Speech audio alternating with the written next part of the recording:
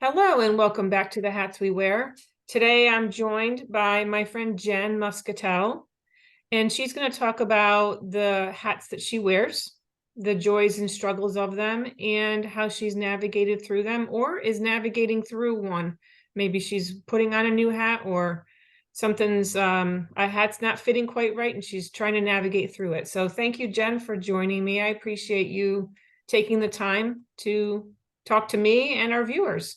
My pleasure. I'm Or my happy to be listeners, I here. should say. They're my listeners. So tell me about the hats that you are wearing right now, present Well, time. the main hat I always wear and that I've always wanted to wear is being a mom. And that hat I've wanted to wear ever since I was little. I can remember wanting to be a mom.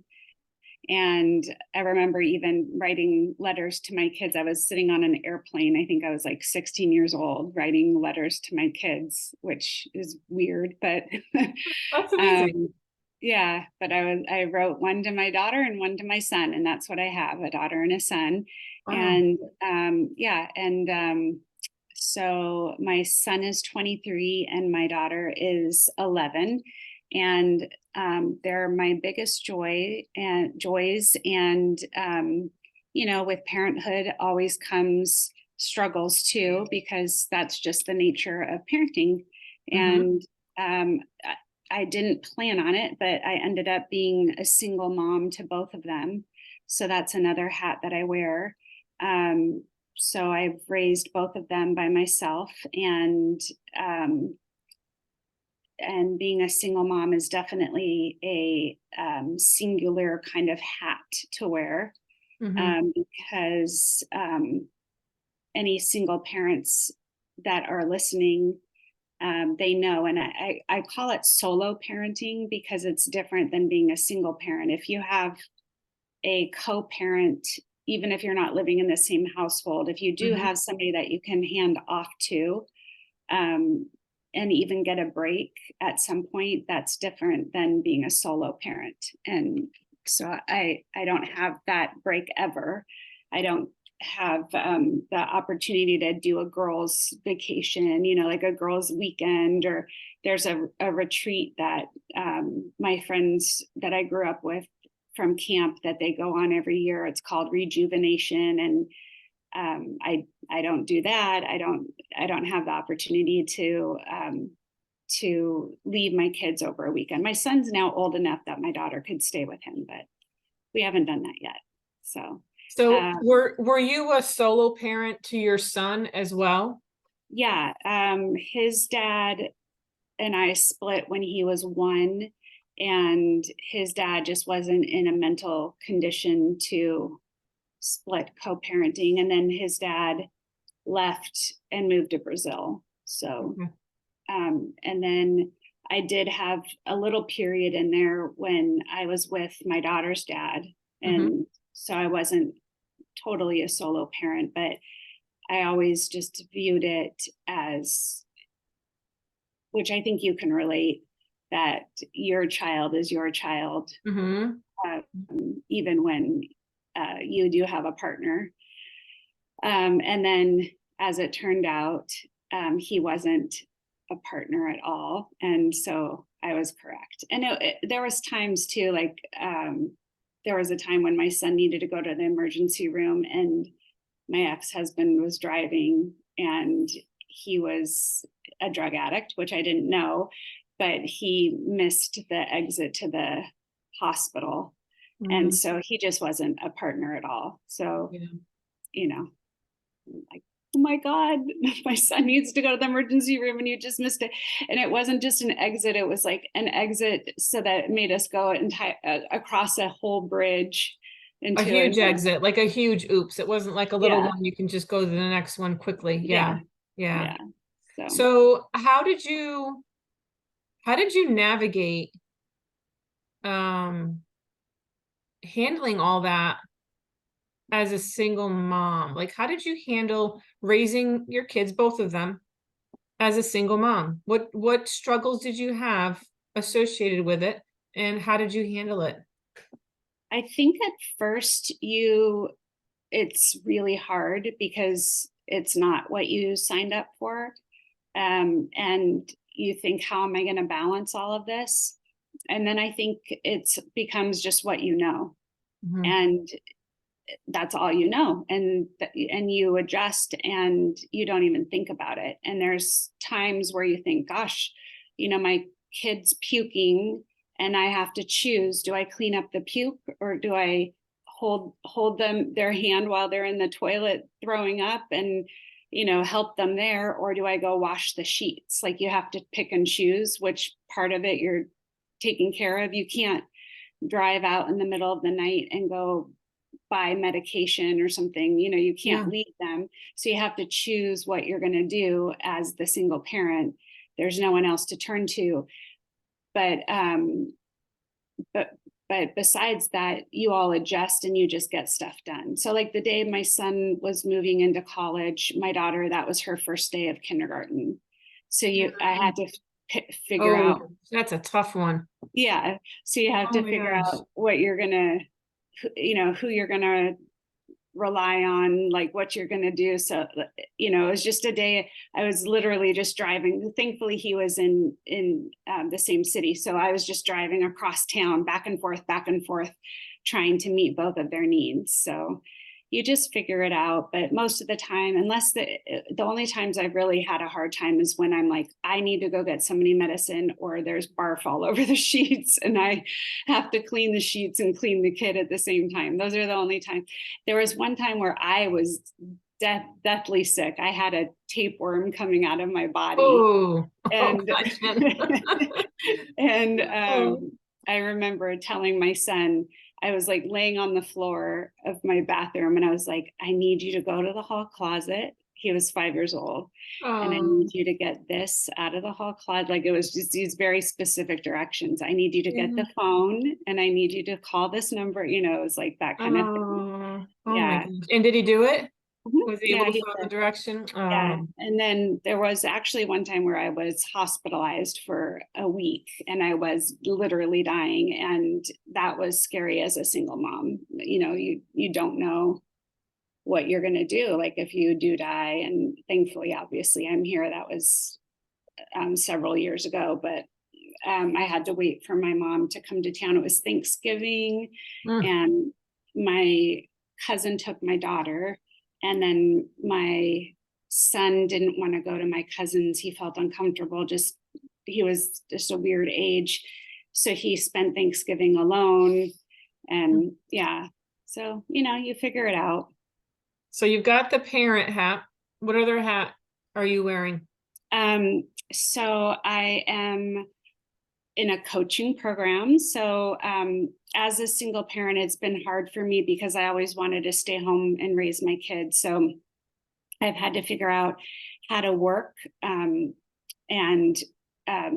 keep us fed Mhm, and mhm. clothed while also staying home. So I've always had to kind of figure out the balance, and that hasn't allowed for like a big career or anything. So now that both the kids are older, I'm able to figure out how to have a career. And so that's how you and I met, is through coaching.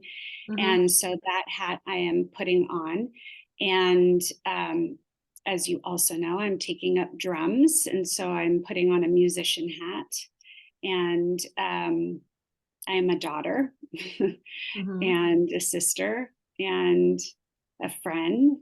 And I like water. I like being near the water and traveling. And I am an animal lover, and have a very special knack for communicating with animals somehow. I've had a lot of really cool encounters with dolphins where I don't know how to explain it, um, but I'm able to communicate with them. I've had an That's cool. encounter, yeah, um, an encounter with a gorilla where I'm very lucky that there was a glass wall between us, because he came barging, running up to the wall and Mhm. lifted his arm up and bam, he slammed against the wall. Wow. Yeah, so I was communicating with him with my eyes and talking to him with my eyes. So it it I was wonder like, what he took it as. I don't know if he liked it or not. yeah, it was a Harry Potter moment. Yeah, Oh my gosh. And yeah. I want to hear more about the animal communication. So how I know you said it's hard to explain, but like what happened with the dolphins that you felt like you were communicating? Well, I know with the dolphins that they can hear us with um, like their sonar. So like Mm-hmm. you don't even have to talk. They can understand us and understand us like far away, far better than we can even imagine. So there was one time where I was swimming with dolphins and I didn't even have scuba gear on, but I was encountered like a mom and a dad and a teenaged age dolphin. Mm-hmm. And I was swimming with them and I was just saying, like, I can't keep up with you. I can't swim fast enough and I can't breathe fast, that well. But somehow they carried me along with them, that I was swimming so fast with them. And the mom kept turning around and making sure I was with them. Oh, And they were I like love pushing that. me along. And when I finally came up out of the water, like they finally took off, my boat was so far away from me. I don't know how I swam that far.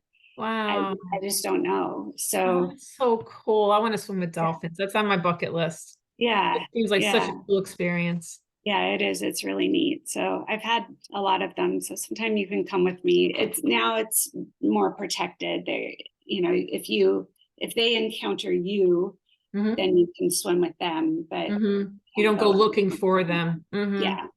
So And that should be the way it is. We mhm. shouldn't insert ourselves into anything, any living thing, you know? Yeah, yeah, I for love sure. that. Oh, that's Yeah, awesome. yeah. So what hat have you removed that you Mm. used to wear? Is there any hats that you've removed, or even if you necessarily haven't removed them, but they've shifted? Yeah, I think that I am shifting hats. One of the things that I'm focusing on as a coach is self-esteem and confidence. So I was actually just working on a piece about saying no and Mhm. um, and the importance of, the more you build up your self-esteem, that it's important to say no to people and that you should feel comfortable saying no. And um, basically, essentially boundaries. And so practicing boundaries is a shift for me. That wasn't always so easy for me, and getting comfortable with that. And so practicing that in all ways in my life is definitely a new hat that I've put on in more recent years. So that applies with friendships and with my family and with people that I encounter um, throughout the day. Mhm. So, in the example I was just working on, it was with a volunteer project where somebody, is really persistent, like, oh, I need you to volunteer. I need you to volunteer. And every time you say no, they come up with a different way that they're going to get you to volunteer. Mhm. And you just have to hold firm to saying no. I've said no and I mean no. But that can apply, with your family putting pressure on you to do something, or a friend needing you to help with something. But you and I have worked on values. When you have your values in order, Mhm. then you know what you want to say yes and no to. Yeah, and it's kind of when you open your eyes and you see, you can't close your eyes and again. And Mm-hmm. and that's the thing. A lot of people don't even realize how much of a yes person they are until they realize the impact it's having on their life. And Mm-hmm. and like no is no, you're not volunteering if someone's pressuring you into doing something. That's not volunteering. That's being Mm-hmm. pressured. But Mm-hmm. we have the option to say no and stick to it and have the boundary. So, and I Mm-hmm. think that's important for the listeners to know, and anyone you're going to work with, that you've been there, you've walked that walk, you know what it's like to not have boundaries and now to have found them. Hmm. And how do you feel your life is different now? Like, give me an example of where you wouldn't have had a boundary before and what you would have done, and then how you would handle that now. Hmm. Other than what you just said with the person that's been harassing you to volunteer, are there any Hmm. other examples that a listener might be able to understand and kind of it's happening to them and they don't know how to handle it? Well, even just you and I worked on this week that I was, I've been, taking up drums and loving it, but it became not fun because it just became too hard. It wasn't enjoyable anymore. And it's supposed to be a hobby. And it started to become unfun. And I realized that I wanted it to go back to being fun. And so I set a boundary with the school that I'm going to. And I didn't have to do it in an angry way. And I didn't have to do it in a way that I had to stand up for myself. It was just a very open and vulnerable way where I said, this is where I'm coming from. I want to share with you. This is what I'm going through in my life. And I want this to be a fun experience. And can you help me create a fun experience? Perfect. And I don't want to walk away from playing drums. I want to continue having this hobby, but how can we work together to make this a fun experience for me? Mm-hmm. Because I am 50, so I don't have to be doing this, but I want to be doing this. So how can we make this an experience? And so I think it's important for your listeners to know you have a choice. We're not um, we're not at the mercy of these things that we're making ourselves do. We don't have to push ourselves so hard that we're not having fun anymore.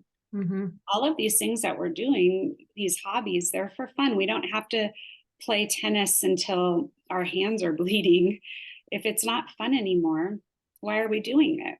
So if Yeah. it's pickleball or soccer, whatever these leagues are that we're doing, it needs to still be fun. Or even I would argue even a job. If a Mm-hmm. job is so tedious that you can't stand getting up and going to work, it's time for a change. Yeah. And the only way change is going to happen is if you start taking steps towards changing it. Yeah. You can't just think, oh, I wish I had a better job. No, you need to start taking action.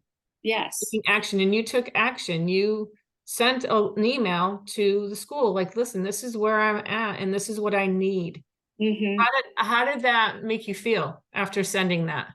It was good because I haven't heard back from them yet because it's early, but I felt like I am empowered to I can walk away today if I want to walk away. I don't even There's a performance coming up and I don't have to perform. Mm-hmm. That's the truth. I don't have to perform if I don't want to, and there's a lot of freedom in that. Yeah. I've been working so hard to prepare for this performance, and I don't have to even perform. I'm a grown up. And the other thing that I learned from it too is how many kids are feeling like this. That's what I started to think about. Mm-hmm. I'm able to articulate this feeling and advocate for myself, but how many of our kids do we watch where they suddenly don't want to practice anymore? And we're like, you need to practice. I'm paying for these lessons. And why aren't you practicing? But maybe they feel like it's not fun anymore. Maybe they went and they got just like I did, where the teacher said, you're not doing a good job. And they're like, gosh, I've been practicing so much and you're still telling me I'm not doing a good job. This doesn't feel very fun. Yeah. Yeah. And It's a fine line between giving up too soon and giving up when you know it's not working. yeah. Because we know as coaches, when Mm-hmm. you're the most uncomfortable is when a transformation is going to happen. But so it's knowing when that point is, like, no, this is not serving me anymore, or no, I just need to give it more time. So it's figuring that out. And I think a lot of parents aren't willing to let their kids walk away from things when they know that they're not serving them. And I don't want to walk away. That's the thing too, is I want somebody to work with me in a softer way. So that's what I'm Okay. asking for, right? I don't want to quit drums, but I want somebody to um, help me get through this time in a different way. That's what I'm Yeah, and asking. like you said, that's an important distinction, because like you said, you want to stick to what's fun. You want to still do the drums, but you want to stick to what is not so hard that it's frustrating the heck out of you, because this is supposed to be fun. So Yeah, that was important to note, that you just need someone to work with you, who you are as a learner and as a person. yeah, So yeah. I'll be interested to hear if what the response is back to that. Yeah. So I think it's important that we listen to our kids or ask our kids, what's making you not want to practice? Yeah. What did something happen that's making you not want to study? Did something happen that that turned you off to this? Because that's what happened to me. I was just turned off to it. And so it was interesting for me to be on the other side of the learning because I haven't been there for a while. But did it take you a minute to figure out that you were actually going through something when you didn't want Yeah. to practice? Like, you probably were just like, oh, I don't feel like practicing, until you Yeah. sat in it and like, wait a minute, what's going on? Yeah. It took me 1 week and I realized I'm like, oh, I skipped practice last night. Like I did not go to rehearsal for a reason and there's something going on. Yeah. Yeah, so I think that's important for the listeners too, is to notice. Just Mm-hmm. be aware. Mm-hmm. Awareness is so important, right? I mean, not Yeah. everyone is a transformational coach. They're not going to be able to be that in tune with themselves. You don't Yeah. have to be. You just have to be aware. What's different? What Yeah. pattern is different, right? Yeah. Yeah. For sure. Yeah. So that's the drummer hat. Yeah. What other hats Um, do you think? How do you think that's informing your coaching? the drumming is a great parallel because I'm learning, and like you mentioned a couple minutes ago, that right before you have a breakthrough, it's the most annoying. Mm-hmm. It's the most frustrating. And so every time I am learning a beat and I think I am never going to learn this beat, about 5 minutes later is when I get the beat down. Mm-hmm. Excuse me. So that I think is really important for listeners to hear, that sometimes right when you want to give up, that Mm. is exactly the time where your brain is wrapping around this concept and you have to just stick with it for a couple more minutes. And it might be a couple more days, given whatever the topic is. But Yeah. that's right when your brain is going, okay, give me a minute here. I'm just about to figure this out. And it's such a funny time because it's so hard. And Mm-hmm. it's really when you do want to quit. And then that's right when the breakthrough happens. So Yeah. I think that's So an again, important. it's that fine line. It's figuring out when it really just isn't serving you and when it's just you need to push through it. And Yeah. every human is different. Everybody's different. But I think, like you said, just listen, pay attention to your kids and ask them, hey, what's going on? Hmm. And Yeah. maybe even set a goal, like, okay, let's give it a few more months or a few more days or whatever. Yeah. And then we'll reassess after that. Yeah. But I hear you. I think that's the Mhm. important thing, is being heard. Like, no, your kids knowing that I've heard you. I hear that you're not comfortable, but I want to work with you. Right. You're not alone in this. Exactly. Yeah. Exactly. I think another one of my favorite things that I've learned in the coaching process is the idea of neutrality. And that's where nothing is great and nothing is horrible. Things can just be neutral. And I think that's, it's nice when we're very happy And sometimes things are very sad. That's just the nature of life.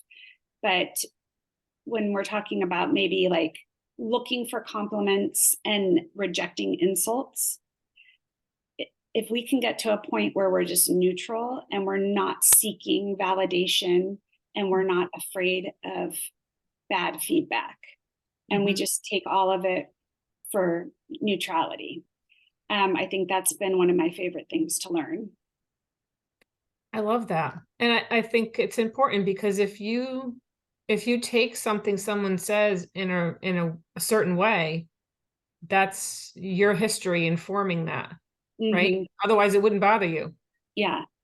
You know, so how do you think that your past, how you've overcome all the struggles that you've had, how do you think that's informing your future? Well, it's day by day. I mean, we're learning all the time. Yesterday in coaching, I had, I think, 6 crying sessions. I think I had 6 people practice on me and I cried through every single one, so we're learning all the time. We're being practiced on and learning and breaking through all the time. But and I think it's important to learn things about yourself every day. But I think that the trick, one of the questions is, how do you want to feel? And I think that's an important question to ask yourself. How would you rather feel? I would rather feel like I'd rather be in a better mood. So, okay, what would that take? What thoughts would you rather have? These are the thoughts I'd rather have. What would that look like? Okay, this is what it would look like. Or another question that we ask is, have you suffered enough? Yeah, I have suffered enough. Okay, so what does that look like? And so I think those are some important questions about the past that can inform the future.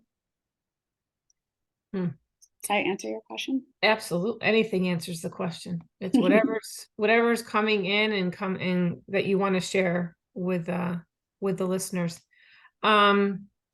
So how did you start getting interested in the field of coaching? Like, where were you in your life? What point were you at where you're like, I think I'd like to look into this? So it's actually kind of funny. I was listening to the podcast Queen of the Con last year, and it's a Jonathan Walton podcast where he was talking about how he had been conned by this woman. And at the end of the podcast, he talks about this person, Buddha Noah, who helped him right when he thought, I'm going crazy and I'm exploring this to the point where it's destroying my life. Like I'm just obsessed with this person who's destroyed my life already. I need to stop. My husband is sick of me exploring this. I need to stop. And then he found Buddha Noah, and Buddha Noah said, no, you need to keep doing this. Follow the leads, and this person's going to be punished for her crimes. So Jonathan continued to follow the leads. And so Buddha Noah became his spiritual advisor. So I looked up Buddha Noah and started seeing Buddha Noah. And last year, Buddha Noah said to me, in the springtime, you're going to have a circle of women. You're going to start a circle of women. And it resonated with me. And just that thought in my head was like, how am I going to start a circle of women? And there's a secret society, I'll say, of women who gather in the thousands to support each other in a way to talk about men and dating. And so in that group, I was helping women talk about like my past, like with abuse and the experiences that I had had with these two husbands. And so I felt like I was really participating and sharing my experiences. And I thought, I want to do this. I want to help coach women who've been abused in relationships, but I need coaching experience. So that's how I started to coach. And then, but then I started searching for deeper coaching than the education I was getting. And then that's how I found Sean. That's a cool, it's a Yeah. cool way. Yeah. It's convoluted, but that's how I found it. Yeah. What else do you think that circle of women is? What do you mean? Because he said you were going to start a circle Oh, of women. yeah. Yeah, Are you in any other circles of women that are supporting and encouraging, other than um, the women that are looking for support about men? I'm so sorry my voice is like this today of all Okay. days. What about all your fellow coaches? Yes, definitely my fellow coaches for sure. Yeah, Yeah, yeah, it's been interesting to yeah, watch it form. yeah. It was in springtime with ECCP and EIA. Mm-hmm. Mm-hmm. Yep. Yeah, It's amazing how that happens. yeah. So are there any hats? I know you're trying on the coaching hat now, and that's a new hat for you. Is there any hat that you're like, I still want to do that. I still want to try that on. Is there anything new that you are looking to do? Or are you pretty much set right now with where you want to be and what you're learning? Um, I I also have an investor hat. Oh, Um, that's how I've been able to support myself and my kids um, all these years. I started investing when I was 16. And so that is a big hat of mine. that's important. Yeah, that's a great hat. It's giving you a lot of freedom It's to given me be a lot of able, freedom. yeah, be able to stay home with your kids. Yeah. So that is one that is always happening in the background. And it is one that I always want to get better at because, you have to stay sharp and knowledgeable and Mm, 10 steps ahead. And I don't have anything in the market. I don't have anything in the stock market at all. No stocks or bonds. So it's all, it used to be in real estate. There's nothing in real estate anymore. So it's in businesses. And so you have to make sure that you're making smart choices and that mhm. kind of thing. So, yeah. And as my dad gets older, because I rely on him a lot for his business acumen, and he's getting older, and if he's not here, so I just want to make sure that I'm sharp enough Mhm. when he's not Yeah, here. yeah. Hmm. That might be interesting. You think would you ever think about holding a workshop for women about that? No way. No? I would not want to advise anybody. I Mm, would be way too I'm not skilled enough, and I would be way too nervous to advise anyone else of what to do yeah. with their money. Yeah. There's a market out there, I'm just saying. Yeah. No, I would be way too nervous. Okay. I could tell people, I could help people maybe giving them advice on like how to prepare themselves for like um um like prenuptial, Mhm. I don't have the expertise to prepare those documents, but Yeah. I have enough knowledge to like say, before you get married, here's what you should have in place, and Mhm. here's how you should prepare your documents, and here's who you should talk to, like that kind of stuff. Hmm. Okay. Just I've putting it I've in done that your enough. just putting it in your head, as you never know where the universe is going to take you, with your and something you've been doing since you were 16. So Yeah. I think Yeah. you have a lot more than you give yourself credit for if you've been doing Yeah. it for that long. But It's um, just so risky. I mean, even, mm, if you think too about financial experts who do it as yeah, a profession and they can't even do it right. yeah, no, you're absolutely right. Absolutely So right. I certainly don't have it. And um, but one of the hats that I would love to try on is, and I used to do this. I used to take people, like go into their wardrobe Hmm. and, say, okay, this you need to keep, this you don't need to keep, and refresh their road, and then let's go shopping, and then Hmm. here are the pieces that you need to fill in. And I used to be a makeup artist, and I used to be an esthetician. Oh, wow. Yeah. So I used to have my own spa. So I still love skincare. I can still wax. I still do all of that stuff for myself. So definitely a coaching combination with that would be really fun. Hmm. And I always like imagine like going into a sorority and saying like, okay, here's your self-esteem, here's your confidence, this is how I want you to present yourself to the world. And these are the things that you need to ask to have for yourself.